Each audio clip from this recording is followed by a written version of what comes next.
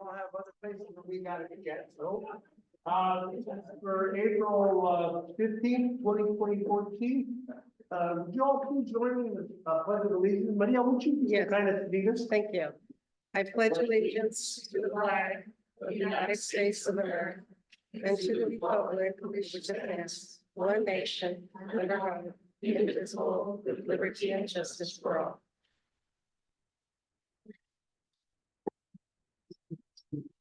Mary, could we please have roll call? Mayor Pro Tem Scott Funk, Present. Councilmember Liz Silva, Present. Councilmember Lorraine Worthy, Present. Councilmember Maria Orozco, Present. and Mayor Jose Rios. Present. And always a joy for me is we're going to start this meeting off with presentations, certificates of recognition for the Gonzalez High School girls soccer team. Mr. Funk, would you join me on the podium so that we can hand out these certificates, sir?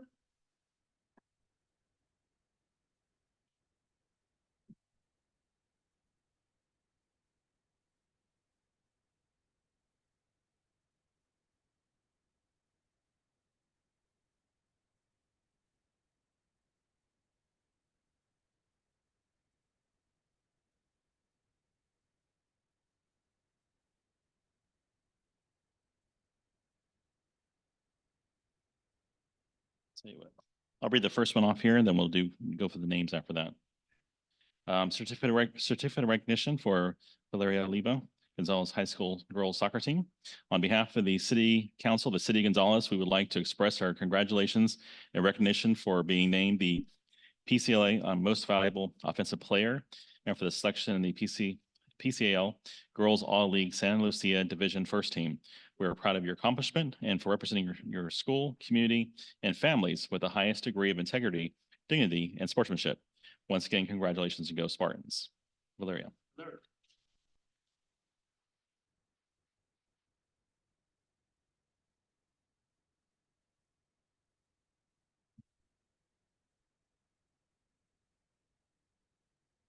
And you know what? I think they are personalized. So next one, certificate of recognition for Emily Ochoa, Gonzalez High School girls soccer team. On behalf of the City Council, the City of Gonzalez, we'd like to express our congratulations and recognition for being selected to the PCL Girls All League Santa Lucia Division First Team. We are proud of your accomplishments and for representing your school, community, and families with the highest degree of integrity, dignity, and sportsmanship. Once again, congratulations and go Spartans. Emily.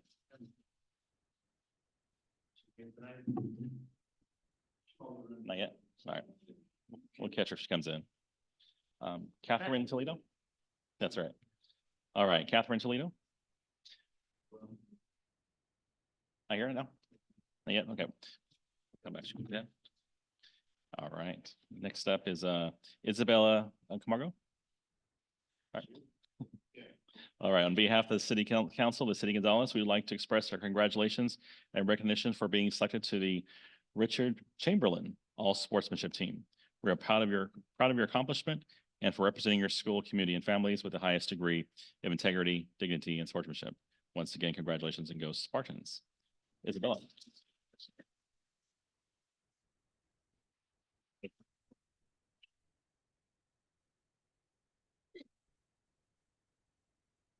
All right. Alessandra Tejada Ochoa. Here she is. Yep. On behalf of the City Council of the City of Gonzalez, we would like to express our congratulations and recognition for being selected to the PCAL Girls All League Santa Lucia Division Second Team. We are proud of your accomplishments and for representing your school, community, and families with the highest degree of integrity, dignity, and sportsmanship. Once again, congratulations and go Spartans.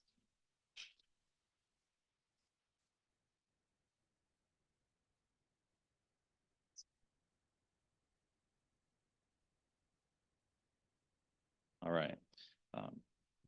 Grecia Valdez. All right. On behalf of the City Council of the City of Gonzalez, we would like to express our congratulations and recognition for being selected to the PCAL Girls All League San Lucia Division Second Team. We are proud of your accomplishment and for representing your school, community, and families with the highest degree of integrity, dignity, and sportsmanship. And once again, congratulations and go Spartans.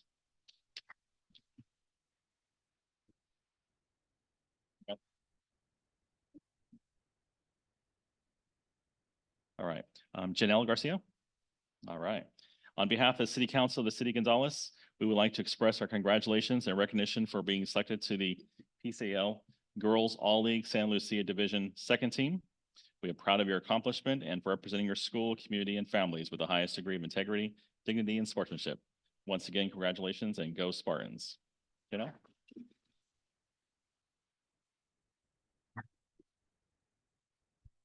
Congratulations. Good job.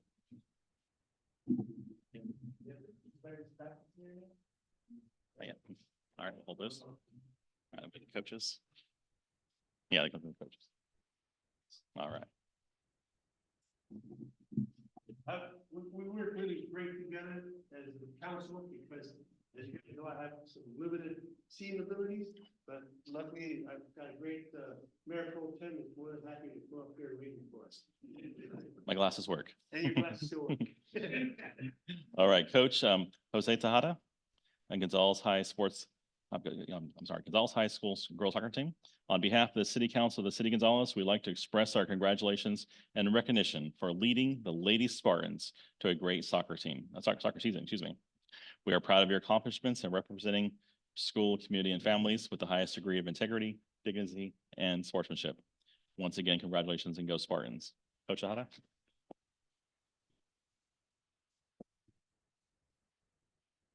Coach, thank you, bud.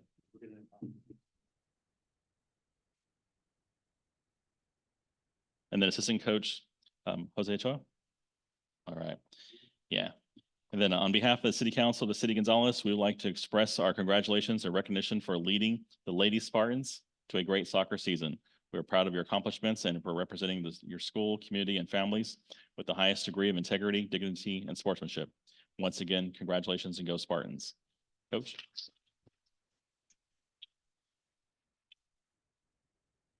Thank you for your time. I think we have one walk in. All right, and we'll call up Catherine Toledo. On behalf of the City Council, the City of Gonzales, we would like to express our congratulations and recognition for being selected to the PCL Girls All League San Lucia First Team. We are proud of your accomplishments and for representing your school, community, and families with the highest degree of integrity, dignity, and sportsmanship. Once again, congratulations and go Spartans. Catherine?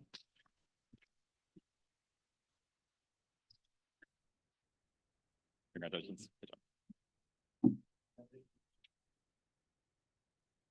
All right. Come up and say the words, and then afterwards, we would appreciate if ladies would come up to in front of the podium and take a picture with the entire council.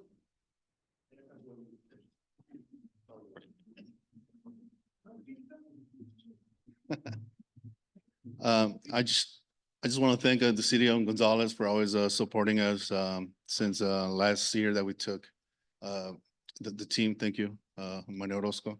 And I just want to say thank you to the parents who've been supporting your guys' girls since preseason and even starting in the school year. I'm really proud of you girls for making this accomplishment on first team, second team, and sportsmanship. And for next year, hopefully we could come back better and stronger. Thank you. Thank you.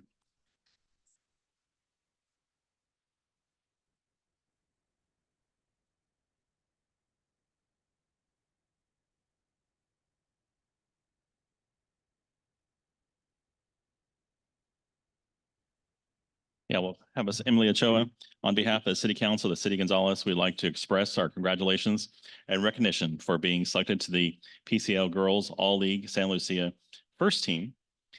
We are proud of your accomplishments and for representing your school, community, and families with the highest degree of integrity, dignity, and sportsmanship. Once again, congratulations and go Spartans. Emily? Right. All of you join us right in front of the diocese, so we can take a picture with us. We appreciate it.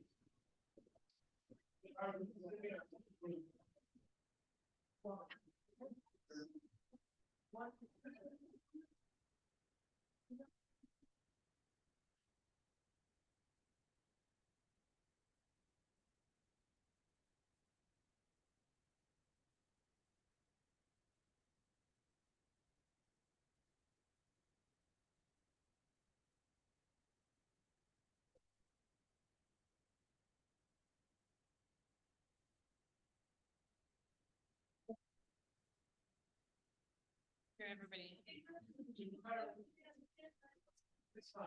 Cheese on three. 1, 2, 3. Cheese.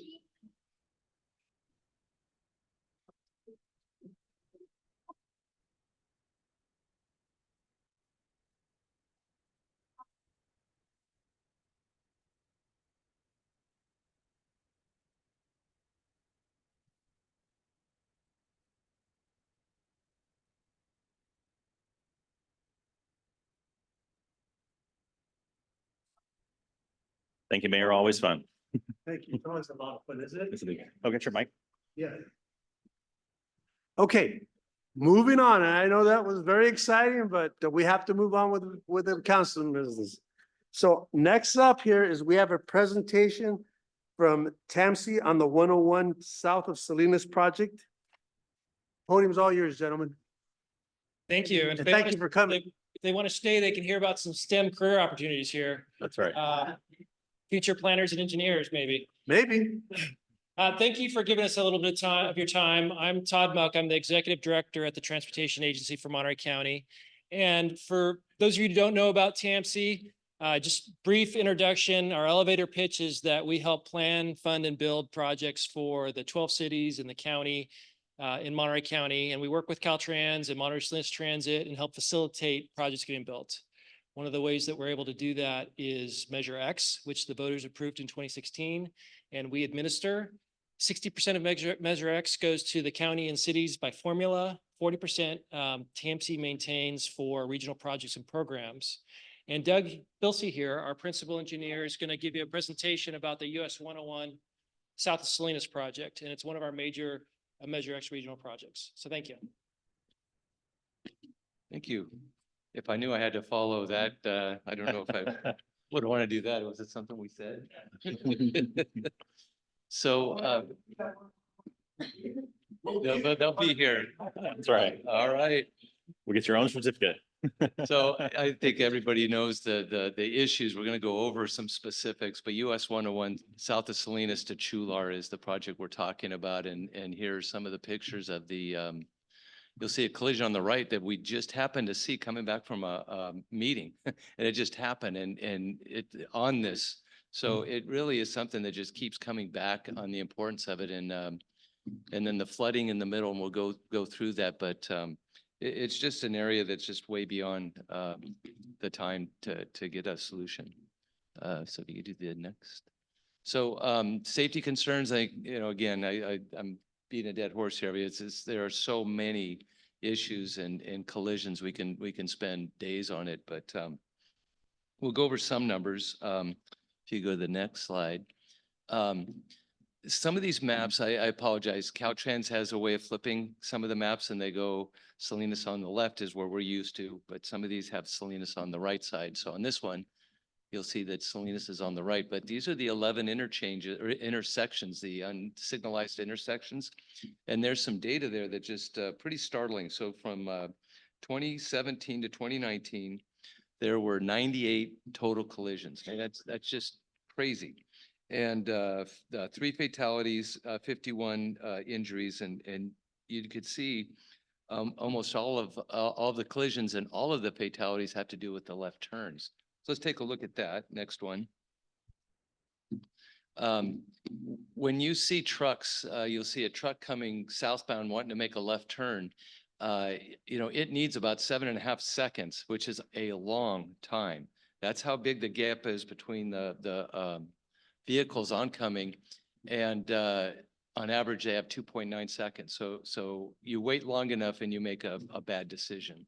So we know the solution. How we get there is going to be the challenge, but we need to get rid of these left turns and the U-turns. Next one. So when you look at this, there's a lot of dots here, but again, this time now Salinas is to the left, and all the dots are the uncontrolled intersections. So no signal, no stop signs. You got to find those gaps, and then the other symbols you'll see are the railroad crossings, and only 2 of them have the little red dots there. Those are the only 2 that have the arms that come down. So I know I'm speaking to the choir, but I mean, it's just amazing that these trucks make the left turns and they have to get up over the railroad tracks and then go through them, and all this in a split second. A wrong decision is a fatality. Next slide. So we know we have a desire to get things done, and we really have been driven by the community support of the Traffic Safety Alliance, also called the US 101 South of Salinas SOS. And they've been our champion, the project champions, and they've really driven this process, and to a point where, now we're working with the Farm Bureau and other communities to kind of to gather the information we need. But we always have that as our main champion, and they've built a good coalition for us that we know we're doing the right thing. Next. So what would it do if we close the meetings? It would reduce 3/4 of injuries and 100% of fatalities. That would mean 1 fatal crash and 13 injury crashes every year, which comes out to roughly $15 million per year. Next. Now we're gonna flip. So sorry about that, but the railroad tracks are on the top, so that means Chular's to the left and Salinas is to the right on this one. And what we're doing here, this is our long-term plan. It may not be able to be done in one phase, but what we like to do is build a new interchange at the existing Chular, or a modification somewhat, so that the trucks don't have to, when we get rid of the left turns, well, what's gonna happen? They have to get around, they have to go to the next interchange and turn around. So whether they go south to Chular or they go up to Abbott, they're gonna have to have a new interchange, because neither one of those is adequate right now. So what we have is a system there, so a frontage road is what we call it.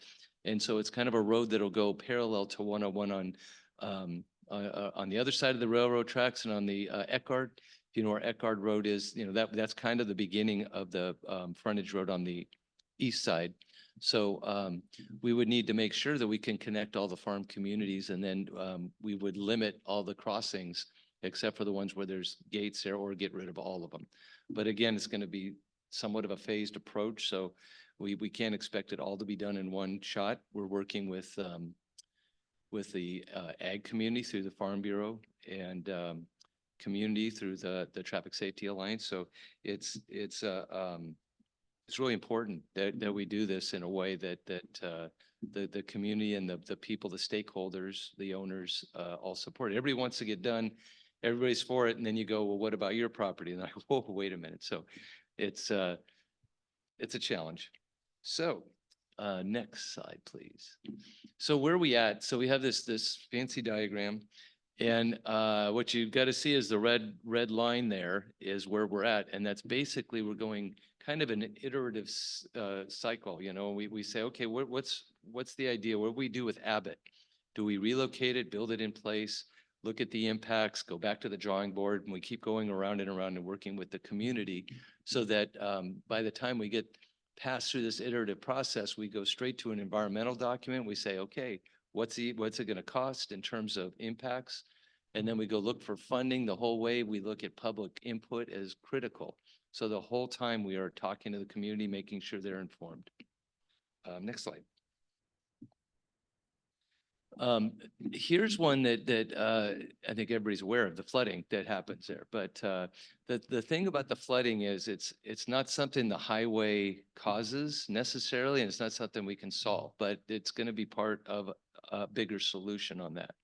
So we're working with the county and finding ways in which we can come up with a solution, a regional solution, and then we design our highway facility to help address that.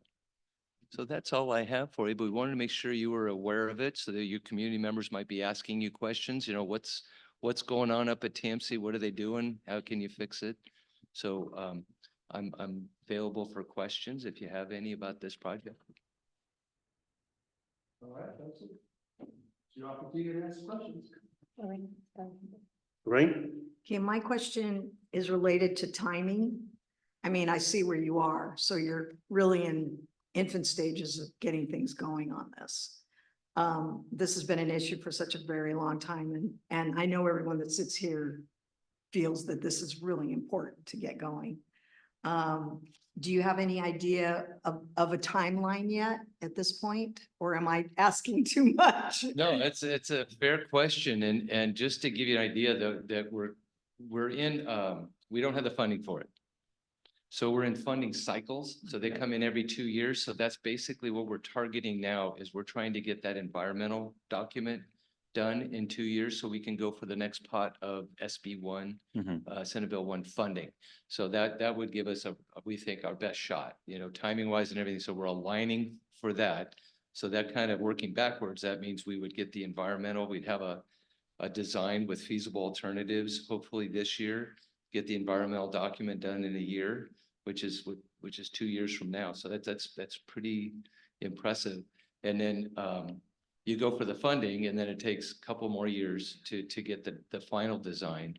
And again, it's probably going to be phased. So I wish So I you're could give looking you at a. 4 to 5 years is what you're looking at this time. I think that's for a first phase, Yeah, and that's what we have to do, is kind of figure out the big picture first, and then see how we can get the pieces built sooner. Okay, thank you very much. Thank you for your presentation. Anyone else? Me. Oh, Go ahead, Liz. Kind of a similar subject to, hi, I'm Liz. Similar to what Lorraine asked, my question is, what would you expect is the expected downtime to create and reroute traffic that's going to be impacted, especially at the Chular exit? The southbound Chular exit is horrific after about 3 o'clock in the afternoon. And the Abbott Street, the interchange, and what do they call it? Interchange and the realignment. What would you expect would be the downtime for, I'm sure they're both not going to be done at the same time, because that would create chaos in this county. Well, that's a good question. I could have shared with you one thing, that we're working with the county and Caltrans. It's easier to do it with a sketch, that's how you keep an engineer quiet. You take his pencil away. But if you follow me, the southbound exit on Chular, when you make that left turn and you go towards downtown, there's a stop sign there. We're working on an interim solution there to make it so that when you go towards downtown, you don't stop anymore. So that's on the works. I don't know if that helps you, but that traffic backs up from that stop sign now all the way back. And we're working on them to get that done now. And that's an example of where we're trying to get things done that we can do immediately. But then the phasing of the project, Chular, for instance, there's a couple ways we can go. We can fix the interchange in place, which means a lot of impact to the community. Or we build a brand new interchange to the north, which means now you get rid of all the ramps and you build an interchange in north of Chular, and then you displace, when it's built, it doesn't have as much impact on the community, but then they're now have to drive out of their way. So we're trying to find something in the middle where we can modify what's there in a way that we can keep the interchange going. Abbott Street, that'll probably be a new interchange, we think. So that would be built, and then so Abbott would stay in service, and then a new interchange would be built in play, and keep running. So to the fact of that, I think we're trying to minimize that, so we're not looking like just closing down an interchange for years and having construction. Does that answer your question? Sort of does. So then I'm guessing that the no left turn from some of the critical points like Spence, Potter, Hartnell, those would be closed off before these interchanges, or would it be done after these projects? Oh, I'm sorry. I apologize. No, the intent is that we have the frontage roads in place and the interchange before we block off the left turns. Now that's Whoa. that's the community speaking to us, saying that, we don't want to be a bait and switch. So they're afraid that if you just built the frontage road without the interchanges and you take out the left turns, we'll be stranded, with that as a project. So there's a balancing act there. But right now our intent is, then we've been told by the Traffic Safety Alliance that, don't bait and switch us, get the interchange, the frontage roads done at the same time before you put the left turns in, things can change. before you cut off the left turn. Correct. That's I hope I see that in my lifetime. I'm just saying, it's gonna take a long time. Just saying. Ms. Orozco, you had to. Yeah, I did. And you actually answered a question that Liz asked regarding the Chular Bridge and the impact of the traffic that's going to happen. And you mentioned that you reached out to some of the farmers and some of the businesses along that area. What about the businesses in Chular? Did you do any outreach to get a feel for how they feel about the traffic Yeah. that's going to be happening, especially along that little main area? I see a lot of kids that walk to the bakery, that walk to the stores.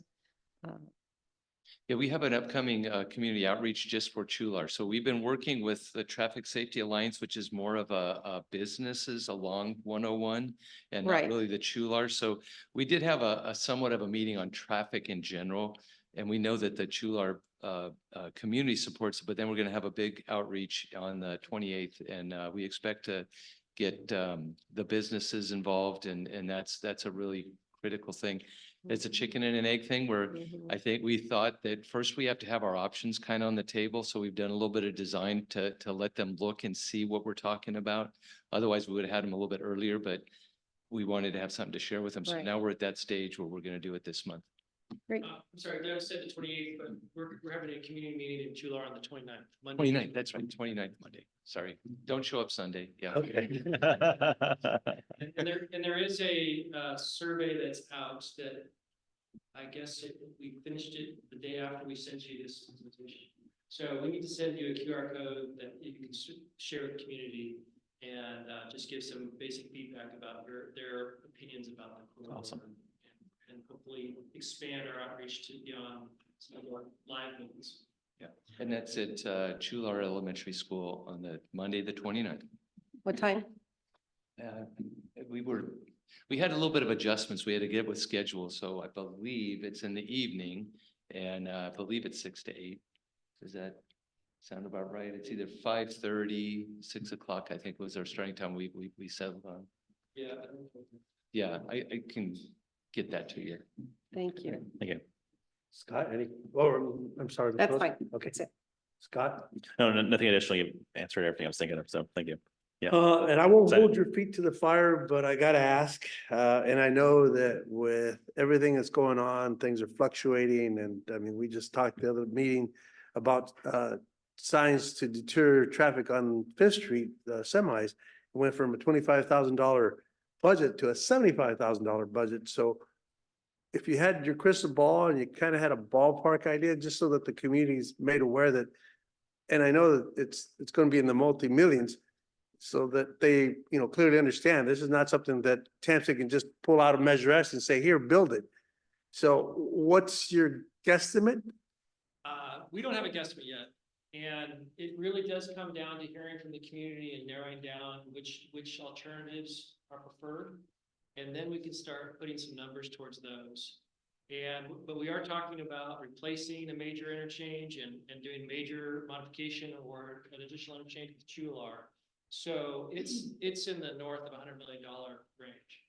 And we have Measure X money as a local funds to leverage state federal funds. So that's where we aggressively go after outside money to help fund the whole cost. Great. Okay, thank And you. then to give you an idea, it's about 50 million for an interchange. That's just the building of the interchange, not the right of way. So that gives you an idea, 2 interchanges, $100 million just there. Then you have to build the road. So, and I did check and it's 6 p.m. So, and we can get a flyer. Awesome. Appreciate it. Thank you. to you. So, yeah, and it's and what's interesting, if I could share with you this, when we went to Chular last time, it's really interesting. We do the presentation in Spanish. So we are the ones getting translated to as staff. I apologize. I'm not bilingual, but it's really a good approach that TMC takes that we make sure we go to the community and connect with them. Great. Well, thank you very much for your time. Thank you. Thank you. All righty, moving on to items from the public. Any member of the public may address the council for a period not to exceed 3 minutes on any subject not on the agenda. You'll have 3 minutes to state your cause or your questions. Council will take no action nor make any comments. I'm sorry, I jumped at it. I have a meeting Okay, that's fine. waiting for me. So my name is Roberta Camacho. I've lived here in Gonzales all my life. I'm just here to invite you to our Dia del Niño celebration, which will be the 28th of this month. Mr. Mayor, we'd like you to come and say some words to our community, please, if you can. And also our Cinco de Mayo celebration that we'll have the following Sunday. I'm the voice for both groups. So I'm here to invite you to come out. I know we have the fire department coming out, the police department coming out, and might have like 20 agencies this year coming out to give information to our community. So I'd just like to invite you all. And thanks to the Measure K, we can put on those 2 events. The event is from 1 to 5. So whatever time you'd like to come out there, we'll fit you in. Mhm. Okay, thank you so much. Thank Awesome. you. Thanks so much.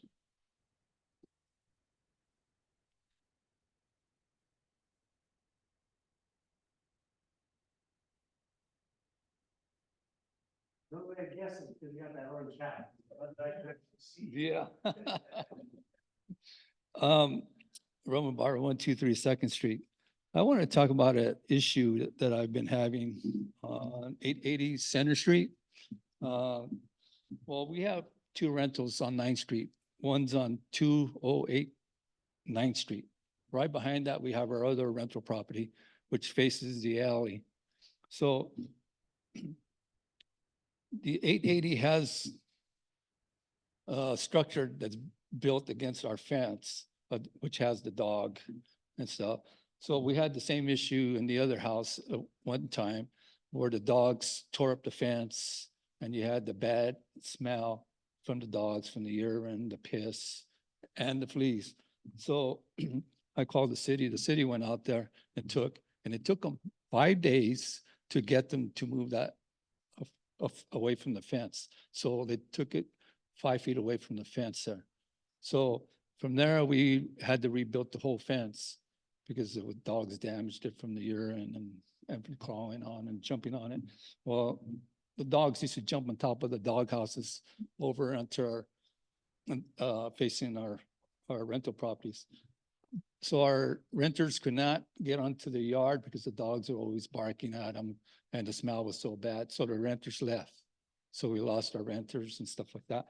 So this issue with this new one, we know we have a lot of issues there with that fence and now with the dogs. Well, I'm trying to stop it before it gets bad, before we have that smell and the dogs barking all the time, the fleas and stuff. We also had to get a fumigation company out there to spray the whole yard to kill the fleas. So I'm going on 20-something days now, trying to fight this to get the city to do something. Minerva sent me to the police department and told me to file a complaint over there. And I said, why do I do with the police department file a complaint? It's their issue. Well, it's not, it's a building issue. So I went to the police department and talked to Ivan. Ivan told me, you need to go back to the city. So I went back to the city, talked to Minerva, and she said she sent out a letter at 10 days notice to move that thing away from the fence. Well, 10 days went and gone. So I called her back up after 12 days. She tells me, oh, I'm sending another letter out. This is more of a threatening letter, and I'm giving them 10 days again to move it. So I like to see those letters. It's public information. I like to see those letters if they say to even send them out. So I know it's supposed to be 5 feet away from the fence. And I talked to you on the phone the other day, and I basically feel like I'm getting the runaround from you. So I like get this issue settled. So it's going on 25 days. Thank you.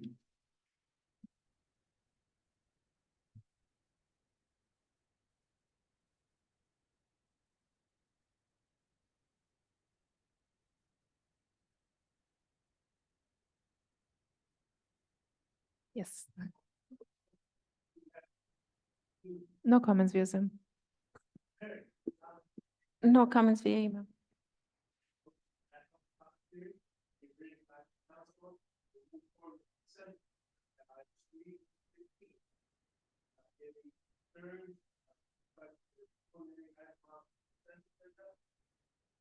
Sorry, keep forgetting. So if not, I'll entertain an action from council. I'd like to move to approve items 5 through 13 on the consent agenda. One second. We have a motion and a second. All those in favor, please signify by saying aye. Aye. Motion passes. Moving on to the regular agenda. And my favorite item. The community center.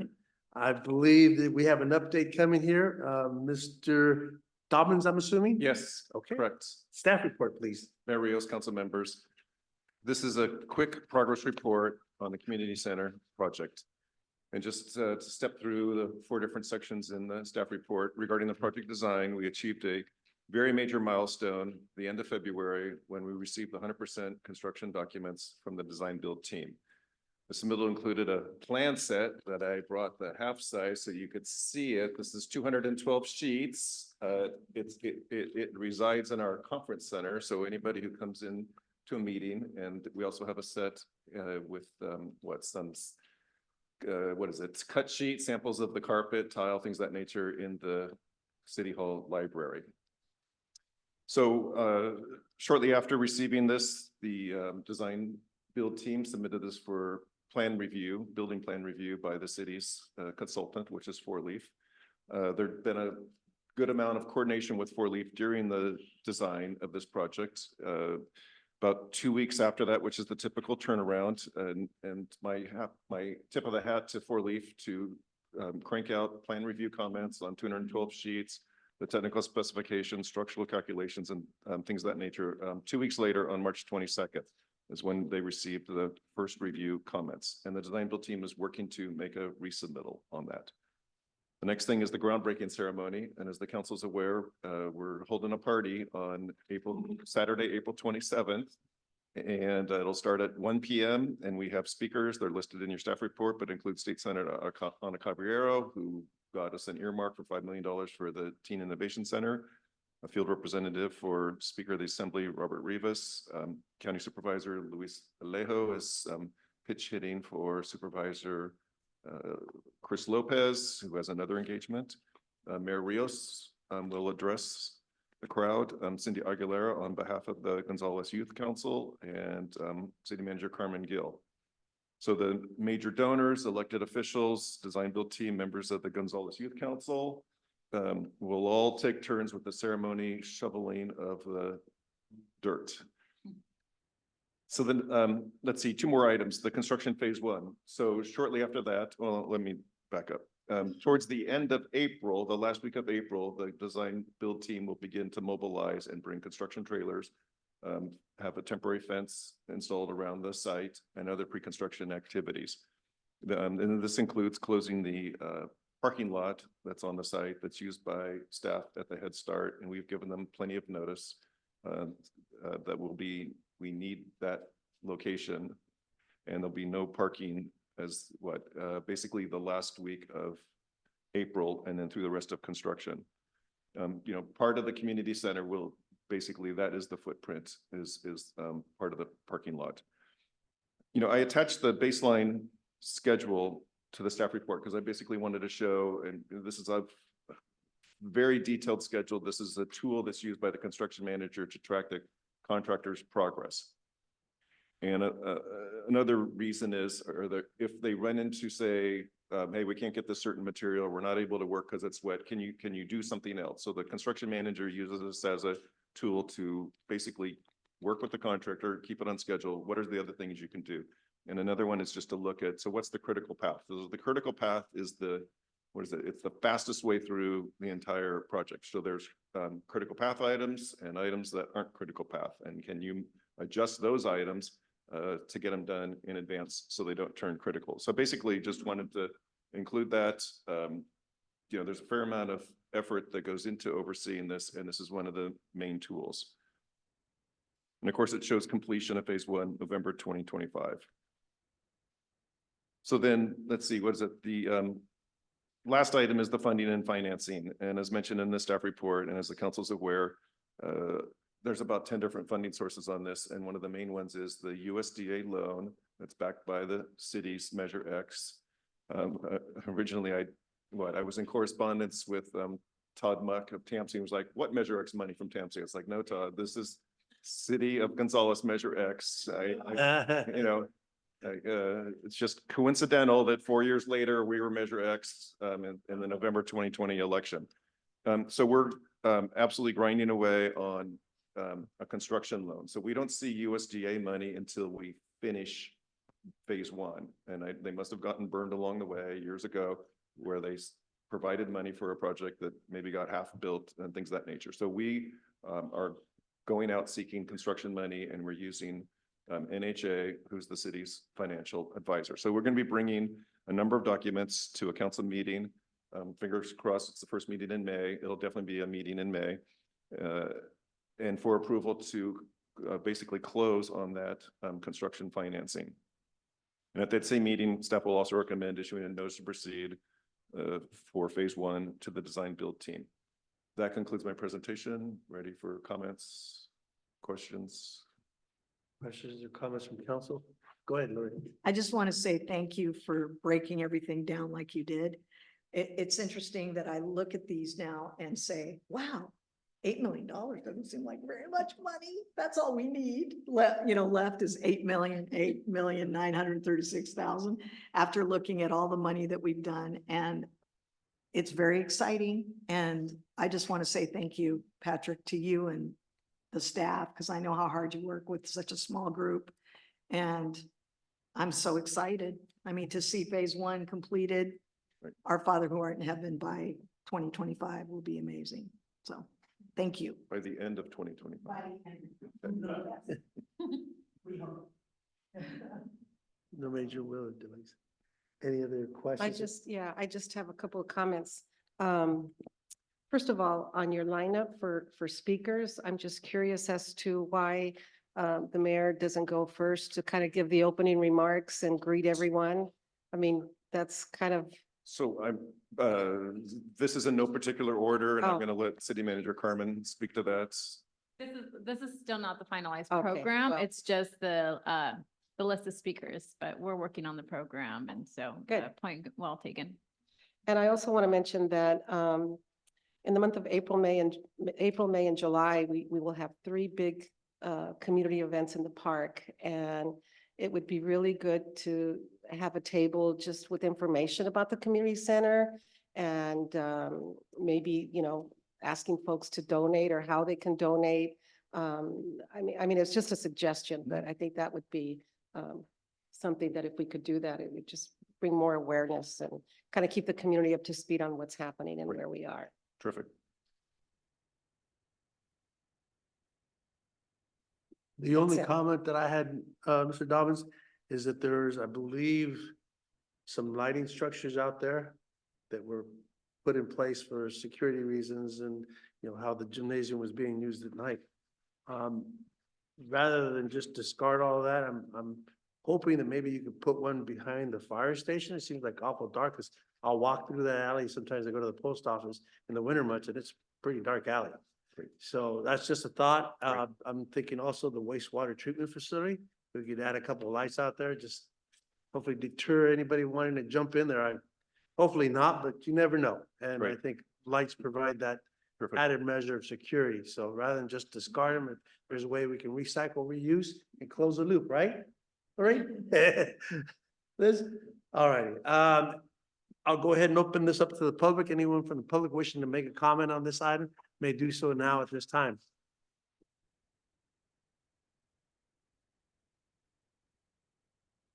Henry Martinez. 112 10th Street, not 114. On behalf of the Martinez family, 3 generations, we thank you. We're getting somewhere. 3 generations didn't get to see it and use it, but we get to see it built now. I missed it, my kid missed it. Now my 18, 19-year-old are going to miss it. So great job. We're going to get it done. At least I get to see it built. That's the main thing. And by the way, one more thing. Do we got the money for the Monterey County locked up or not? Be- 1.8 million from Monterey County, yes, Okay. that's already in the. Because I'm worried because they're thinking of cutting budgets and some staff and stuff like that. I want to make sure we have the money. That's the only concern I have is we get the county money. Good job. Thank you, Mr. Martinez. Anyone else? Oh, good. Orange hat. That's why I wear it. I know you can see that. Yes, I can. Well, hey, this is long. I've been waiting for this for a long time. I know with, when we were fighting Chispa and getting all these signatures that for our community center, I mean, we did a lot of walking and a lot of knocking on doors, a lot of calling and texting and stuff like that. And I know Jose, you were one of the main guys that wanted this community center. So I want to make sure that you're up front center. And when they take the picture, you got to be in front, not in the back, in the front. Plus you're the mayor. So I can't wait till they get the weight room and stuff like that, because that's the area where I'm going to be at, you know? So I really want to use that facility. So thank you guys for all the hard work. Thank you. Mr. Barber, thank you very much for your very kind comments, but I can honestly look you in the eye and say that if it wasn't for the entire council, and I mean, you know, I'm one vote. And I've never forgotten that. I am one vote. So unless there's a majority on this council that says agrees with me, and sometimes we'll disagree, but that's okay. That's part of being here. And so I'm very appreciative of my co-counsel that, you know, it seems like we're all on the same page, and I'm very appreciative of that. Thank you. Any additional comments? If not, I'll ask Marisol, do we have any comments via Zoom? No comments via Zoom. Mary, comments via No email? comments via email. Okay, then I'll go ahead and close the public comment and bring it back to council. I don't think you need any action on this, do you? It's strictly a report. Okay, then we'll move on to the next item on the agenda. Sorry, I gotta keep flipping glasses. And today's a good day. Last Friday was not a very good day. Oral presentation on the fireworks committee recommendations. Staff? Yes, Mayor. I will be providing an update to the council and yourself. At the previous meeting, there was a request to form a firework committee to see if we can come up with some potential recommendations from folks who feel strongly about fireworks one way or another. And I'm happy to report that, go on to the next one, please, that 5 members of your choice were appointed. And we actually had really productive meetings. We met twice. So Larry Rodriguez, Eddie Ramirez, James Perry, Cesar Ayon, and Ruben Zurita were the participants that you appointed to that committee. And we met on March 12th and April 2nd. I will say that Chief Musio joined me at one of the meetings as well. Chief Wise was in another commitment in Soledad, where they were agreeing to sharing resources, et cetera. So that was important for him to be there. And we wanted to continue going forward with our timelines, so he couldn't attend the April 2nd meeting, but he's well aware of the recommendations. And so this is what the group came forward with and has agreed to. They're here for your consideration this evening. If you so should desire to give us the green light to move forward, we will come back to you with an updated ordinance, which is one of the things that the committee brought forth. They wanted to include language around illegal fireworks in our ordinance. Right now, as it stands, because anything illegal goes automatically to the DA's office, we don't do much of it in-house. As soon as there's a citation, they goes directly to they get the citation and goes directly to the DA's office to deal with. But we felt that it would be good to establish language in our ordinance that spoke to the illegal aspect of fireworks. Chief Musio actually brought up the fact that we can model potential language after our social host. I'm like, what the, social host ordinance. So there's language already there that we can really model this after that would make sense. So one of the things we are looking at is considering establishing an in-house administrative fee. There's more research and work that has to be done on that. But again, if we get the okay from you guys this evening, then we'll have legal counsel continue to look at what makes sense for our city around that. The group did want to establish a curfew of 10:30 for the Safe and Sane, because again, those are the ones that are legal and could be used. And also there's language in our ordinance that speaks to a longer period of use of Safe and Sane rather than just the 4th of July. The group thought just minimizing that day to allow for 4th of July is really what makes the most sense, even for Safe and Sane. And the two folks who actually sell Safe and Sane fireworks agreed to that. They thought that that made sense. And then we're going to assess whether we can include a violation for landlords or not. That's a little bit more difficult to prove because we'd have to somehow prove that it's connected to that parcel. But again, we can do further research on that if, again, this evening you so desire to allow to move this forward. And the other thing that came up over and over was really establishing a messaging campaign to include videos and potentially even commercials and other things around fireworks. Chief Musio and some of the team have already gone on board and gone as far as setting dates to record folks. They want to talk about how fireworks affect animals, veterans, and so fire and PD and members of the public, potentially even youth, will be sharing messages around, again, keeping it safe and sane, but also just the dangers and the effects that it has on these populations. And then the committee actually has, I would go as far as and has enjoyed meeting. They have requested to continue meeting and strategizing until July. So again, to continue messaging and coming up with strategies to help address the issue. Chief Musio, do you have anything to add? Okay, so that is the presentation on the recommendations for this evening. And actually one more, my timeline. Sorry about that. So if you, again, decide to provide direction for us to continue moving forward, we will bring a draft for your review of the ordinance at the next meeting on May 6th. Then we'll bring it back again for your final approval on May 20th, if that's where you decide to go, if you want us to update the ordinance. And that would then go into effect 30 days after, and it'll go into effect June 20th, right before 4th of July. So we are moving pretty fast and wanting to make sure that we can put this on the books as another tool that we can point to as we move forward with keeping our community safer. So that concludes my presentation. I did want to just ask one of the members of our committee if he has anything to add.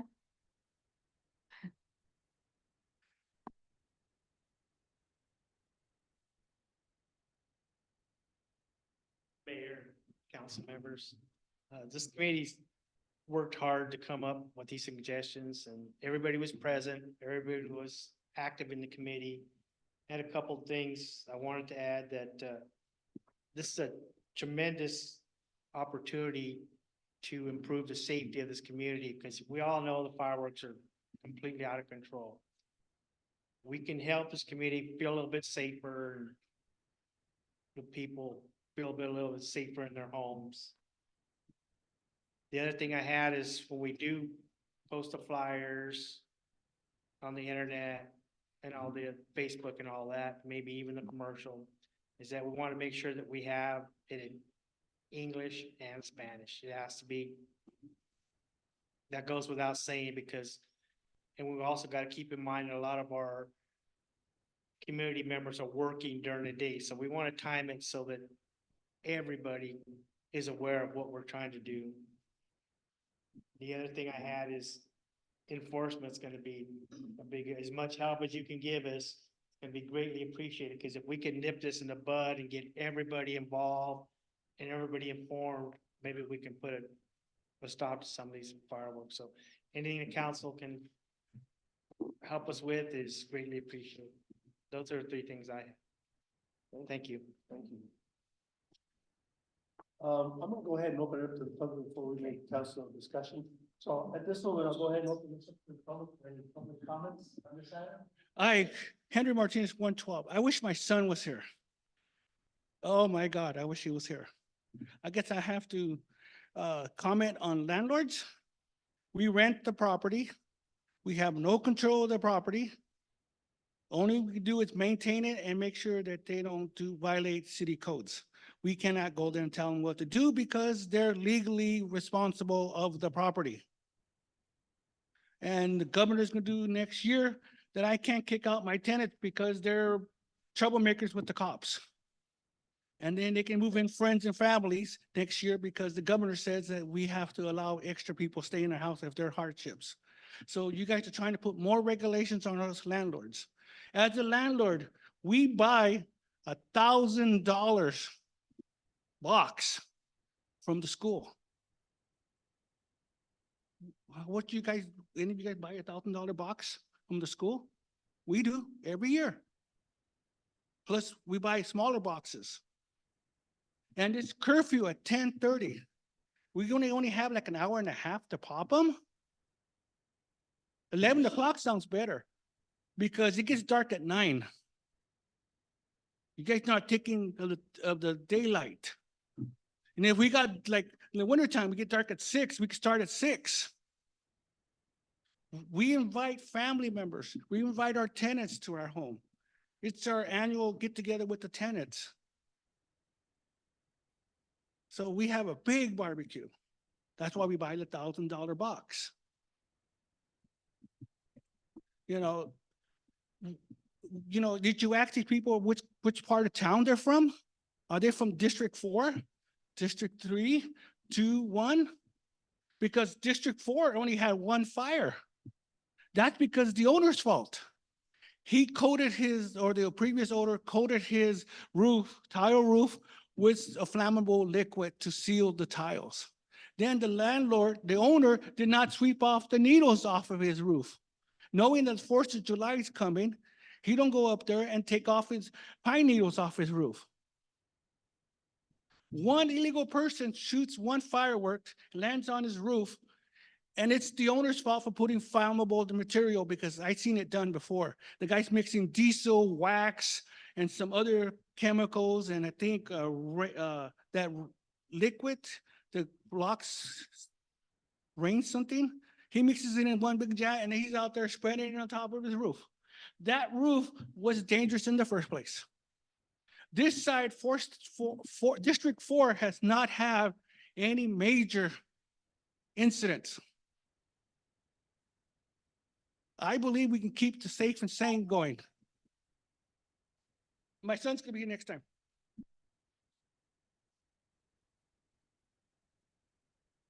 Okay, Jose, it's me again. Okay, legal fireworks. One thing I was thinking, at the 4th of July, you should have a booth with brochures saying that illegal fireworks. I was thinking too, where you have the signs on Fifth Street that say a student of the month, you could put banners on the post saying illegal fireworks are not welcome in Gonzales, So I would think at 4th of July at the park, you should have signage, something like this, saying it's illegal for fireworks at the park. I mean, the whole park should be with that. That way when people are seeing, they're seeing that's illegal, that's illegal. So that way it gets sunk into their brain because a lot of times some of these guys, they don't care. Just my neighbor, when I called 3 times at Gonzales Police Department to see if they would come and get my neighbors out there, well, they had their little kids out there and they're all blowing all these little fireworks. You saw last year I brought that bag of fireworks. That was on my roof in my yard. And that was a bag full. So that was all illegal fireworks. So, but the police department never showed up. But it'd be nice to have the signage every 4th of July at the parks and a booth saying should not have illegal fireworks in Gonzales, that it could harm. The last 2 years we had houses burned down, right? So I would think the signages and brochures and the booth would be nice at the park. Right, thank you.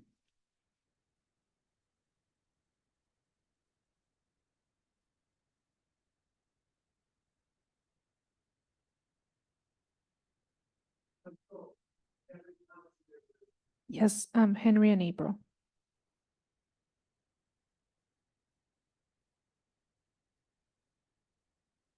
Hello? Can you hear me? Because I'm not too sure. There's internet problems. Yes, we can hear you. Okay, Henry Martinez Jr., 116 10th Street.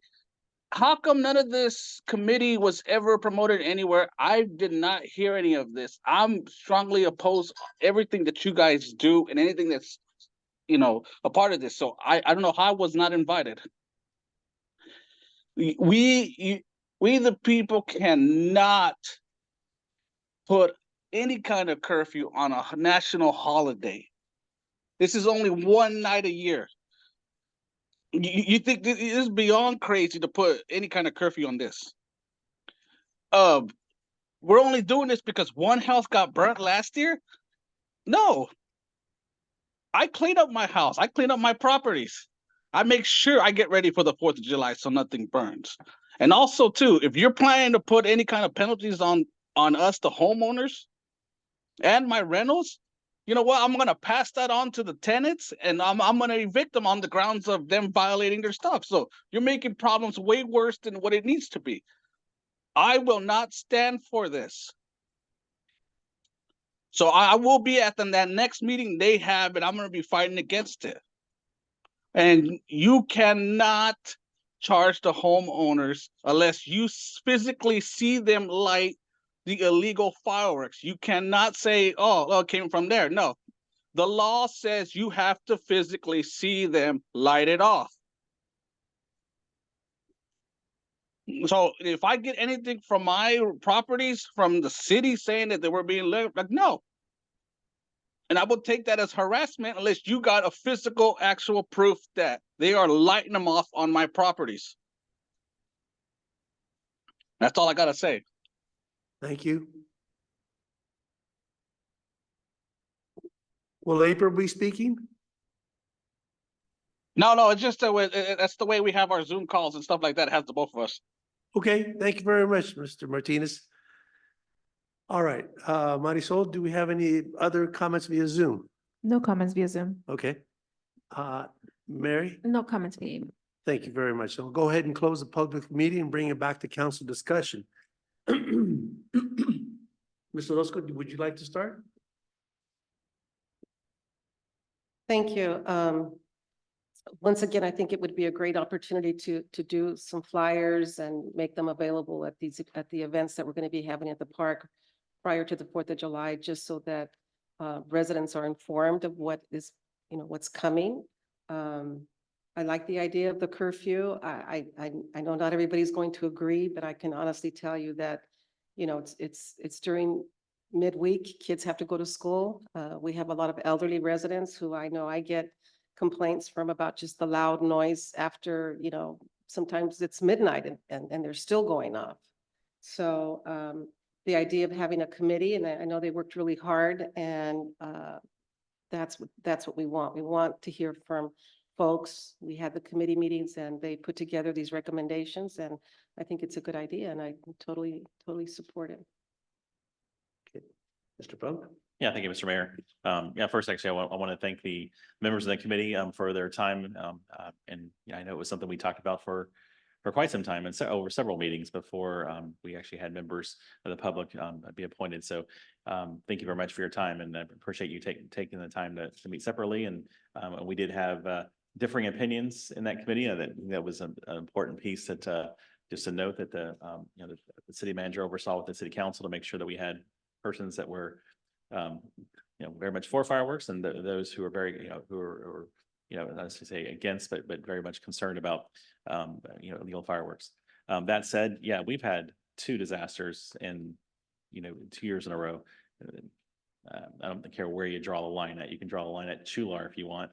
2 disasters are too many. It doesn't matter what side of town they happen on. And for someone to make that comment that because it didn't happen on my side, it shouldn't matter. That's ridiculous.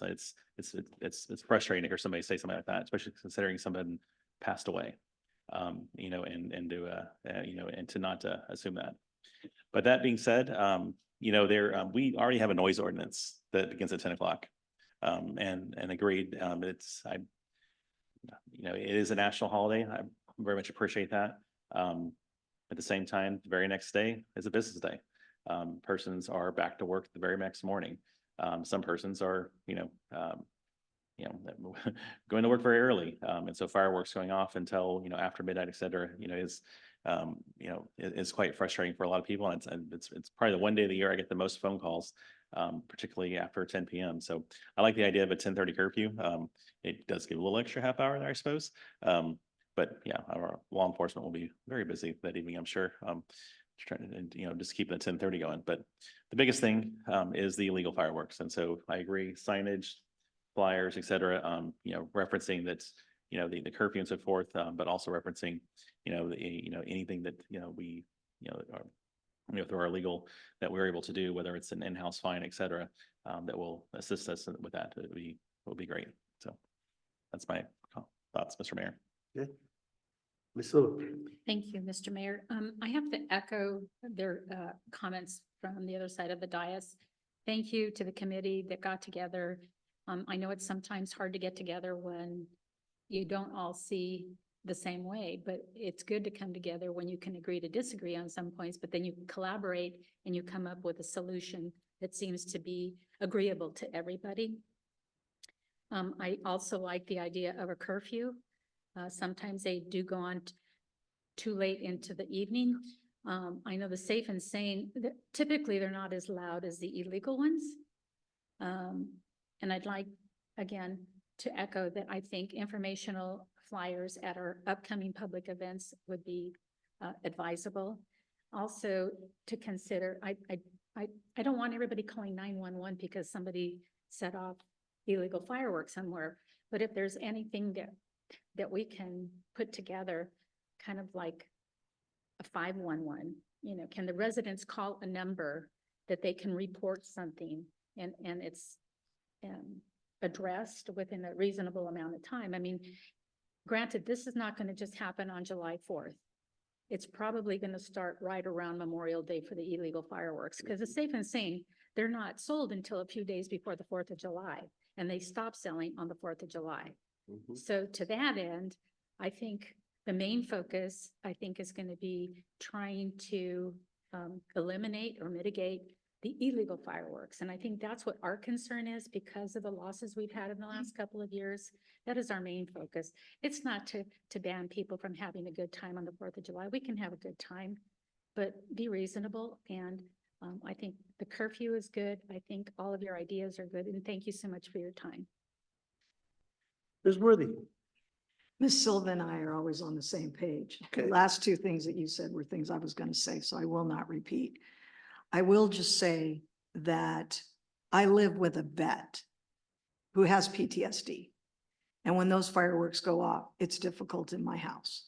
And I'm speaking for many veterans, not only my veteran, not to mention the animals, which we've all talked about. The idea of people thinking that, they can have a great time at the expense of other people, I think we're a community. We're supposed to work together.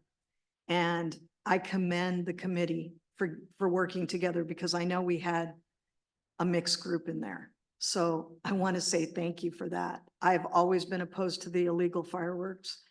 I agree with Councilmember Silva about trying to come up with a phone number of some kind that's separate during the time. If it's possible, I know we were talking about the emergency phone system that we were thinking about doing at one point. I don't know. But I really do think that if we can kind of separate it, we might be able to consolidate and maybe get a grip on this. Again, the illegal fireworks go off at different times of the year. And we really need to try to see if we can, good word, mitigate the issue in advance. So that's all I have to say because I think everyone said it perfectly on the dais. Thank you to the committee and continue the good work. And I love the idea of the flyers as well. So thank you. I just want to address some of the comments that Mr. Martinez Jr. said, that he was not informed and that we didn't do this. We did this at a public meeting. Each of us got to nominate one person for that committee. We felt that keeping it to a 5-member committee was more manageable than just opening it up for the entire public.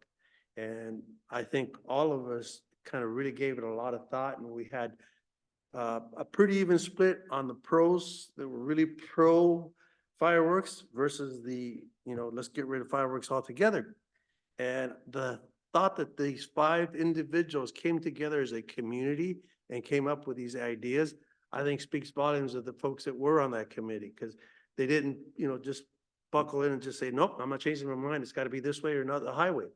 It's great to know that there was some collaboration that happened, and I like the recommendations. The only other thing that I'd recommend on the flyers is that if we could get, assuming that council agrees to move forward with this and give staff direction, that we could also put it in their water bills bilingually, so that people are clearly made aware that, you know what, you do this, you're going to be in trouble. And it's really what we're targeting is the illegal fireworks. One of my biggest joys for me is a Safe and Zane is just sitting in the driveway there watching the grandkids just hoop and holler and play their little wands, the little sparklies, and they're just having a blast. But, I know 10:30 sounds kind of early, Mr. Martinez, but we have to develop a curfew that's workable for the entire community. And kids have to go to school, people have to go to work, and I think 10:30 is pretty reasonable. Myself, I'm sometimes in bed by 9, and once I'm out, the world could be falling apart. I don't hear anything. Well,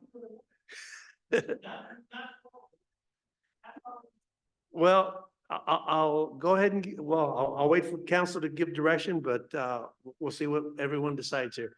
So it sounds like we're in favor of this, but you need an actual motion so that staff, Just direction. We have consensus. this direction? Provide direction, we'll bring it back.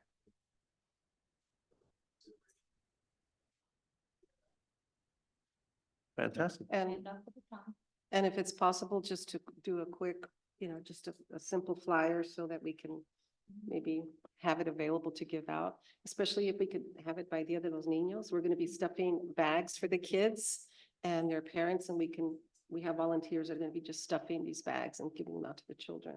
You mentioned the water bill, but many residents that live in apartments don't get water bills. So maybe working with the schools to see if we can get flyers out to the Great kids idea. also. And I know that, Lorraine, you mentioned veterans, but we also have families who have special needs children that are autistic. I know my grandson, when he was younger, that just the noise was terrible, so. Well, and to be honest with you, I don't have them anymore, but I used to feel so bad for my pets because, we got to the point where we would go to the vet and purchase tranquilizers that we'd con them into eating in a hot dog. But that was really about the only way. Even if we sat them next to us as the fireworks are going off, you felt the poor animal just shake and shiver. It's something that they're not used to. And I really do feel for all the pets in this community that are howling and literally jumping at walls and trying to get out because it's not something they're used to and accustomed to. So I'm glad this committee worked well together and that they brought some very good ideas. And so let's please move forward. And I think you have the consensus from the council. The only other item that I'd recommend we insert in that flyer is the fact that we do have a drone that will be used to monitor. And then the last comment that you guys had about the phone number, I believe the police department, because I know my wife's used it in the past, there's a non-emergency number. Yeah, I do want to address that. So I don't know if Chief wants to share a little bit about just adding a different phone number can pose other challenges. So I'm going to share a little bit. Yeah, when we discussed that at committee and then also talking with Chief Wise about it, basically, we could have a separate number just for Gonzalez, but who's gonna answer the phone? Who's gonna man it? Who's gonna staff it? And what's the accountability when those calls come in? Right. So Chief's thing is call 911. There's a record of the call and it will get taken care of that way. So, and the issue also lies on, we don't know if it may turn into an actual emergency. So if somebody calls just, a non-emergency number, it's not gonna. The thing that helped last time was that all the calls got documented minute by minute when they were being called. If it is a true emergency, they may not be able to differentiate it. So it's better to have it go into one place and get dispatched from there. And then just to add, we have also discussed, it's not on my presentation, but we are gonna have as all staff possible, so people will be on overtime and will be there to support. So to Chief Musio's point, if we have somebody else just to answer the phones, it's gonna take away from staff being able to respond to the incident. But more importantly, again, the issue is that we want all that documented and people to respond to whether it's emergency or not, because we don't know, the person that may be calling it in may not know if it's an emergency at that time or not, and it can turn into an emergency. Okay. We'll go ahead and move forward with item 16. Consider approval resolution number 2024-11, a resolution of the City Council of the City of Gonzales establishing 5:30 PM as the new start time for regular city council meetings. Staff report. So at the last meeting, the mayor and the council asked for staff to consider starting the council meetings at 5:30 PM instead of the 6 o'clock start time. After review and just assessing things, we did find that that would be very doable and that it actually would cut some costs and less overtime on hourly staff. And so the recommendation is before you and it up to the council's discretion whether the 5:30 start time makes sense or if you'd like to keep it at the 6 o'clock mark. That's your staff report? That's it? That's Okay. it. So Then I'll go ahead and open this up to the public. Anyone from the public wishing to comment on this item may do so at this time. Start time at 5:30 for new council meetings. Okay. Henry Martinez. HEL, no. If she's gonna work and she's gonna work late afternoon, just have them come in late. No overtime. If she's overtime, anybody's overtime 2 hours, you bring them in the day of the meeting 2 hours later. This is what the companies are doing. This is what my boss, ex-boss used to do. If we were supposed to work overtime, he didn't bring us in till like 10 o'clock and kept us till 7. So 6 o'clock, people are still coming from work. We have to deal with the freeways coming back from Salinas and up north to get here at 6 o'clock. And you want them to leave work to come early for a 5:30 meeting where you can tell the workers to come in 3 hours later so they can stay for their 8 hours and do this meeting? No, 6 o'clock is fine. And the cheapest way to save overtime, like I said, make them come in later and put in their 8 hours to after the meeting. There's no debate on that. That's the simplest, cheapest way you can do it, and we're still at 6 o'clock. Thank you. Thank you.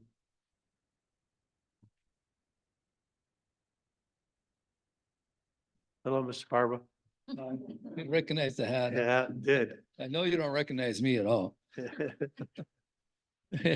So I would keep it at 6 o'clock. And one reason why is because you have the workers, just for instance, the girls soccer team came in, half of them were making it in late. Sometimes they're at practice or something like that. Sometimes they're like we have some of the girls in our wrestling team right now from Fairview. Some of them are playing 2 sports at the same time. So there are 2 different practices, and so a lot of times they can't make it if they're getting some kind of award or whatever. 2, one thing you can't do is if you're having a meeting, sometimes some of your employees could come in an hour later, or the following day, you could cut it down. Okay, you come in at 9 o'clock and you could work to 4 o'clock, or you come in at sometimes 8 o'clock, or you're gonna get off at 3. That's what they're doing at the cemetery right now with some of the employees over there. They don't work 8 hours anymore. One guy will come in at 8 o'clock. The other guy's gonna come in at 10. So they're breaking up the hours, so that way they're not working all those hours to make up for the overtime. So I don't think 30 minutes is gonna make a big difference. So just for us, say if I was working, I'm not working anymore, I'm retired actually, so, but when I was, I couldn't make a lot of the meetings before because of the times and stuff, so sometimes at work, I tell my boss when I was in the car sales, I say, hey, I'm gonna leave because I want to go to this meeting. But I couldn't make every single meeting because a lot of times they don't want to let you go, so. But the job gets in the way. Thank you. Thank you. Anyone else? Seeing no one rushing the podium, then I'll ask Marisol, do we have anyone making comments via Zoom? No comments via Zoom. Mary, any comments via email? No comments via email. Okay, we'll bring it back to council discussion. I'll start it because I'm the one that brought this up. You know, we're very blessed and fortunate that we have some great staff that works very well. And as much as I'd like to consider them taking an hour off early in the afternoon or coming in an hour later, there is so much work that they still can't keep on top of that, it's gonna be kind of difficult. Now, the city of Salinas actually starts their meetings, I believe, at 4 o'clock in the afternoon. And so with technology nowadays, I ask at every meeting and you guys all hear it, anyone via Zoom, voila. You don't have to rush. You can sit there in your office and ask questions, concerns. So, I mean, in the years before Zoom, I could see where, starting at 6. And again, if you work out of town, you work out of town, you may not be able to get home till 7. I know that when I worked, there was times I didn't get home till 8 or 9. So, it's really a matter of priorities. And I just feel that an earlier start time would allow staff to get home a little bit earlier. Half hours when you're a working mom and you got to get home to those little ones that haven't seen you all day, I think that's a great thing. As I'm sure Patrick would love to see his kids at least a half hour more every day. So that's what I'm looking at. And that's the reason I brought that up. But I will defer to council. As I said, I'm just one vote. Tonight. Yes. I'm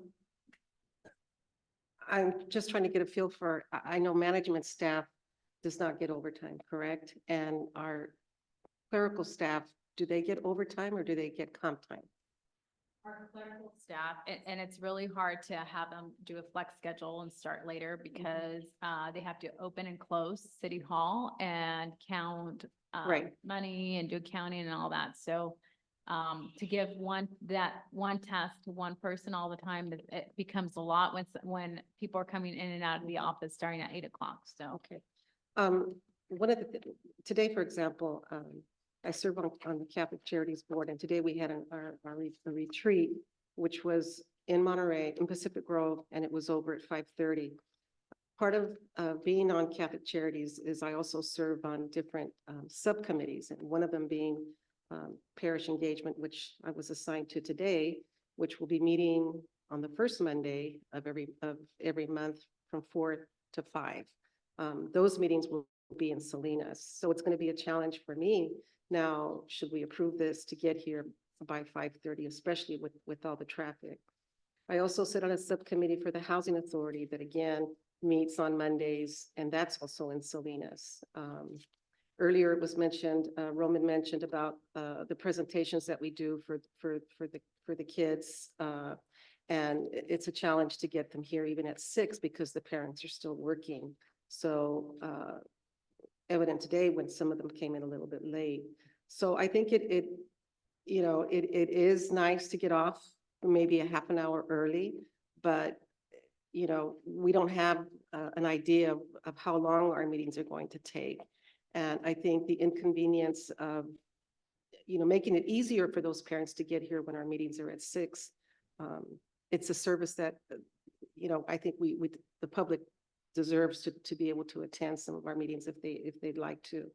The other South counties, they all meet at 6 o'clock. So I think for just to have that consistency, for me, I'd like to keep the schedule at 6 o'clock. Thank you. Anyone else wishing to make comments on this? Um, I see pros and cons on both sides. I agree with people who work, you know, can't get here until 6 o'clock. But I don't see anyone breaking down our doors half the time. You know, we really, the only time that we really have public outcry is when there's something that's gonna happen like right now. I could go either way, but I also see both sides. I don't really know how I'm gonna vote on it yet. So, the idea, I agree with staff. We're already on a shoestring staff as it is. There's no way we can make a flexible schedule. I mean, we barely have enough staff to cover what we've got. So that's something that is of interest to me as well. So thank you. That's all I have. Ms. Silva? I'll give my 2 cents. Unlike Lorraine, I can go either way. I no longer work outside of town. Sometime, yeah, sort of busy. But it's 2 days a month. And like Lorraine said, we never know what time our meetings are gonna end. Thankfully, we don't go like some of the cities around us for 3, 4, 5 hours. I think that would be a discouraging thing for anybody to probably want to even serve on council if it went that long here. I find, like Lorraine, there's pros and cons to both sides. I understand there's staff that live out of town. There's staff that live here in town. Our city attorney lives way out of town, and he serves 2 cities here in our valley. I don't hear him complaining, so it's kind of like, you're my litmus paper. Yeah, I'm not sure yet either. I'm still on the fence, so that. Mr. Funk? Sure, I can weigh in. I don't see any overwhelming reason to change. I think leaving at 6 o'clock is fine. And the biggest thing probably is the youth with the parents and so forth, and agreed, no one's banging down our door. I mean, we don't have a full chambers every twice a month at 6 o'clock. So move to 5:30. I don't think it will change anything at that. But I think it does, the youth component, I think, is big. Obviously my boys are now in college, and yes, having gone through that for many years, yes, it is very difficult to do pretty much, anything before 6, and typically there's the after school stuff going on, et cetera, and you're transitioning. Even 6 o'clock is not always perfect, but I do know a good number of folks are coming from Salinas or other regions. So we're at 6 o'clock. That's where the South County cities are at. I don't see it I don't see an overwhelming reason to change. I think we're good where we're at. So it sounds like I don't have any kind of a motion yet. I'm willing to entertain one. If not, we can just table the item. Correct me if I'm wrong, so if there is no, if there's no motion for action, we just leave it as is.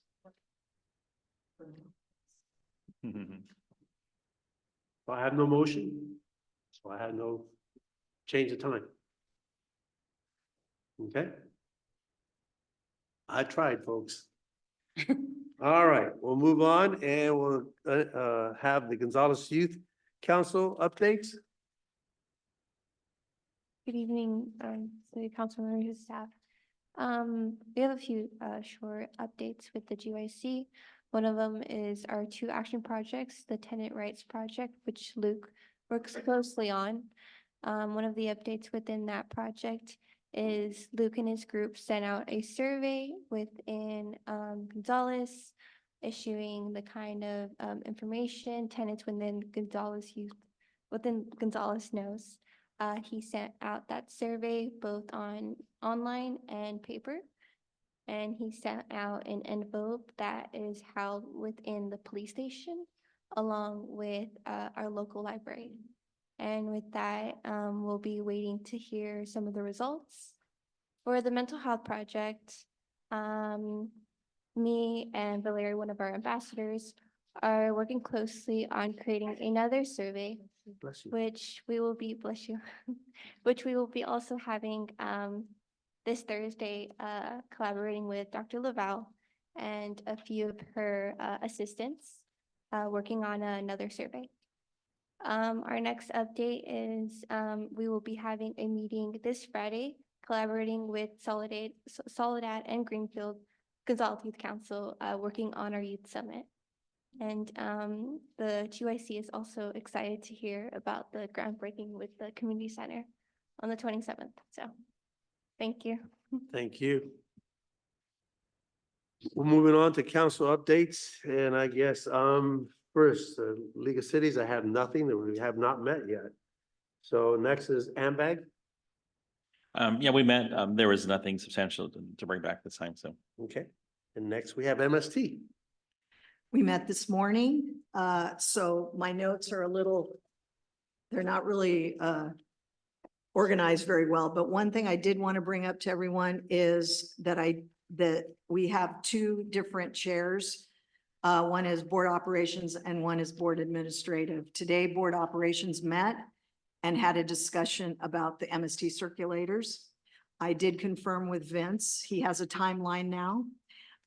He anticipates the circulator, everything's been approved and they're gonna probably start working on them by summer and they'll be ready to go by the fall. That's what the intention is. So let's hope that it actually works. He said he's grateful that Gonzalez has finally, we've all worked really hard and he thanked us for that. So I did talk to him separately. The second thing is the SURF project, which we've all been talking about for a while. It was interesting tonight to listen to Tamsi talk about the new project on South 101. The project started out at 89 million for the SURF project. It is now at 91.5 million. And that's at 95% with all the permits and everything going. So it's, as you can all see, we are looking at lots more money for some of these things to occur. We've had several people come into public comment to discuss the idea of rail. You know, everybody's talking about the rail project. They want to have the rail project happen. And they're really against the SURF project. And this is something that, you know, they've been talking about for a long time.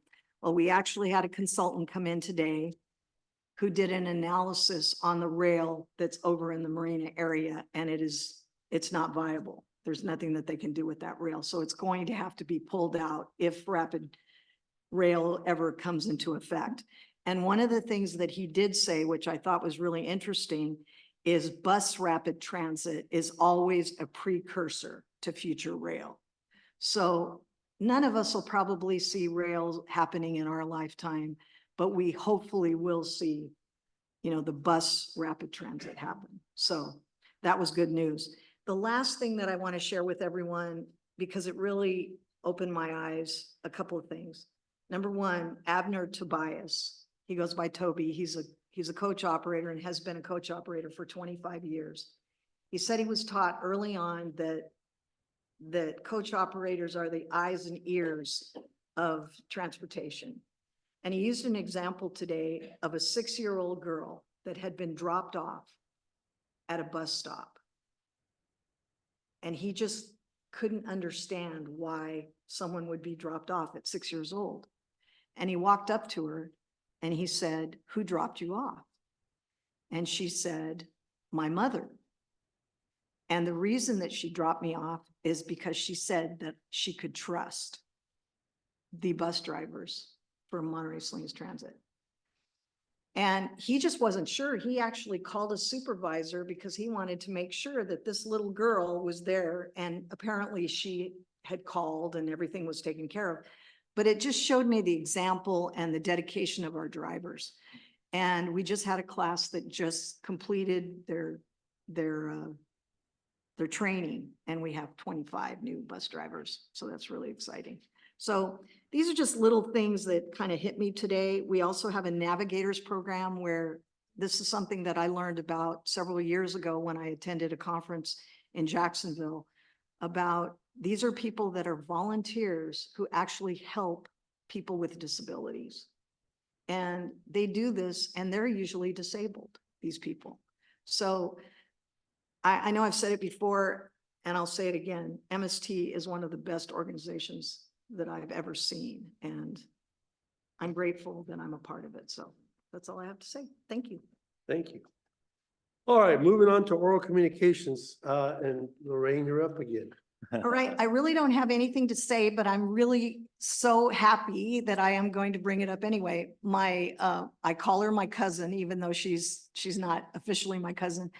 Steffi Bacciarini, she is here from Switzerland, and George has brought her in this evening just for a little dose of what we do here. So that's all I have to say. So thank you, George, for bringing her in so she can kind of see what our little city government does.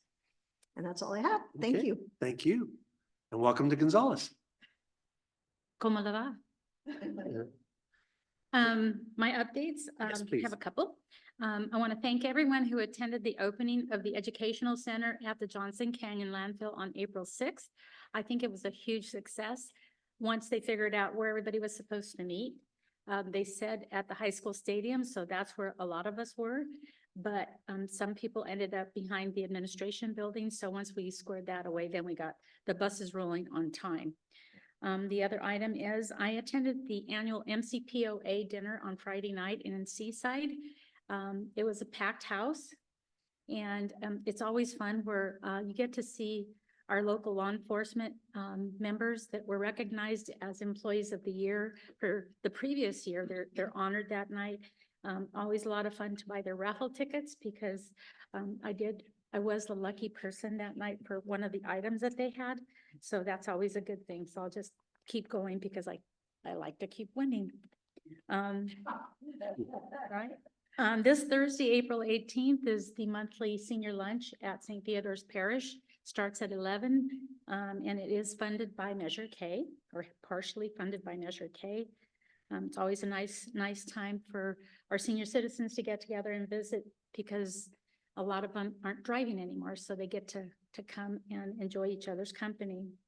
This Saturday, April 20th, is the Salinas Valley Fair kickoff dinner in King City in the Rodri Building. It begins, I think, at 5:30, so tickets are available at the fair office in King City. And then finally, I hope I'm okay to say this, that Hartnell School Board will be holding a special election. It's a mail-in ballot. Those are due by June 4th. Our ballots, it's for our district, which includes Soledad, Gonzales, Chular, and parts of Old Stage all the way to Rancho Cielo. We are considered District 6. And so just want to remind our local voters to receive the ballot, make your selection, and mail it in. It's that easy. And that's all I have. Thank you very much. Mr. Funk. Thank you, Mr. Mayor. Actually, nothing tonight, just excited about, we have a lot of events coming up, so it's been a fun late spring and summer. Great. Ms. Orozco. Thank you. Lorraine, I just want to thank you again for serving on MST board and all the great information that you bring to us. And George will probably recall that when we first started to be asked to be on the MST board, Gonzales was the first South County city that took the lead to form that joint authority. And so I'm really proud of that. And people always ask about MST, and I always am happy to say, well, Gonzales was the first South County city to really participate on the MST. I also want to again reiterate Liz's comments regarding the dinner that we attended, and congratulations to Officer Macias for being our police officer of the year, and also to Mr. Correa. I don't remember his first name, but again, it's a great event to attend. So thank you for that. That's it. I also was in attendance. No, we did not speak to each other. We my wife made sure we separated. But it was a very fun-filled event. And it kind of made me really proud, even though he's not on our department, that he got recognized for his outstanding work. Was the Officer Solis for the city of Salinas. And of course,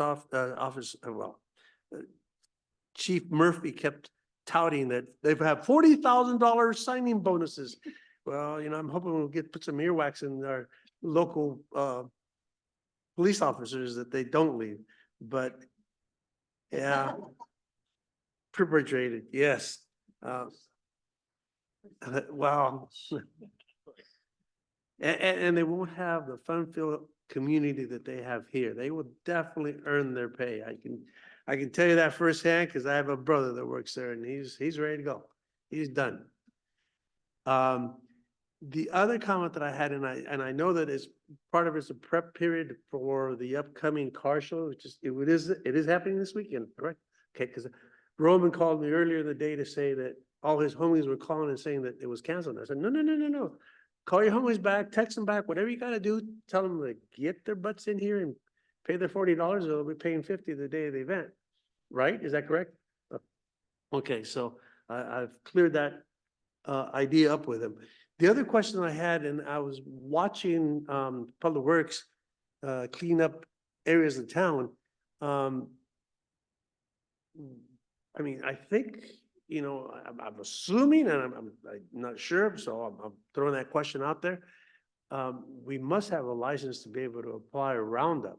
Now, Roundup is kind of a dirty word. And it's actually not even, unless you have a license, they won't sell it to you. But they do have what's called Corner Store, which is kind of a generic make of Roundup. And Green Valley sells it to the general public. So I would think that it would be the efforts of our Public Works. I mean, if they, at least the area that I saw them working at about 3 hours on it, if they had just sprayed it when the first screen starts to show up, it dies. And I give you as an example, I have that property that's right along the end of 4th Street, just before you hit Elko. I hit the sidewalk and along the fence line, and I'm getting to the rest of the grass, Chief, I will promise you that. But I just hit that area with the Roundup at the very beginning when it's fresh. It just does not come back. Well, not Roundup, it's the cornerstone stuff. So I'm wondering why the city, a heck of a labor savings. I mean, you buy one of those little backpacks that's got battery operated, and I mean, you can go. No, it's really not. I'm pretty sure. Yeah, it's. Yeah, oh, absolutely.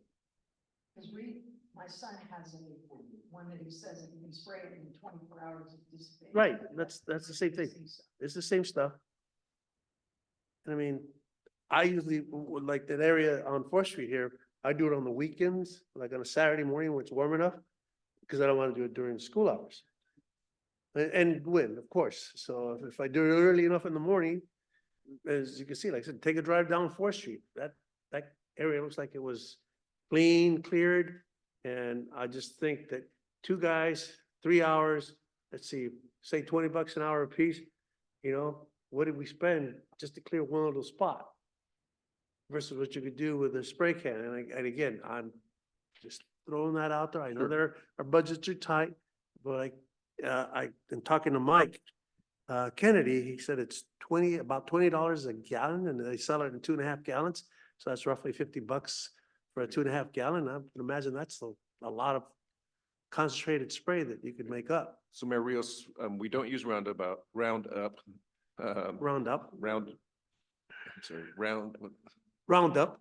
Okay, thank you. Sorry. It's okay. I haven't been spraying yet this year. I've been weed whacking a lot, but I know we use an organic spray. Let me look at what is available through Green Valley Farm Supply. Like I said, I hit that once, and I mean, it's been raining and raining. It did not come back. Great. So, and like I said, I'm fixing my big weed whacker so I can get the rest of that grass, Chief, because I know Mr. Musha will comment to me that it's getting kind of high in that area, and I agree. Short of covering that whole lot with, I don't know, asphalt or something, it's because it's getting kind of old. I'm getting old.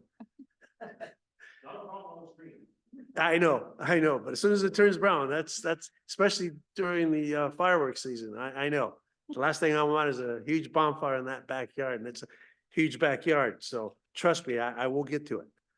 I actually makeshift something, and it just didn't work. I had a tractor drag this big scraper, and all it did was knock the winds down. As soon as the rain came back, boom.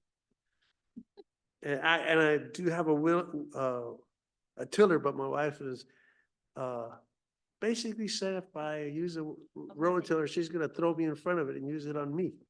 Is it- banned from using. roller tillers, yes. He says, until you get your site back. I was like, well, I guess it'll be a while before I use that roller tiller. So that's all I had. We'll move on to city manager's comments. The only thing I have is the same thing you guys already repeated. I want to congratulate Officer of the Year, Joshua Macias, and our Community Service Officer, Ivan Correa, for being selected at the Monterey County Peace Officer Association dinner on Friday night. And then just a reminder, car show is on. We were debating rescheduling because of low pre-registrations, but we've got those numbers continue to go up. So we will be there. Cars will start arriving as early as 8, 9 o'clock on Saturday, and the show starts at 1 o'clock. And we expect a really nice day out. So I hope to see you all there. Carmen, if you need any help with any of that, just, I'll try to squeeze you guys in. Yeah, I will be there sometime Saturday. Can't commit to the whole day, but I'll be there. Anything else for the good of the order? Okay, then I'll ask for a motion for adjournment. Second. All those in favor signify by saying aye. Aye. We stand adjourned. Please turn off your. Yeah, any input?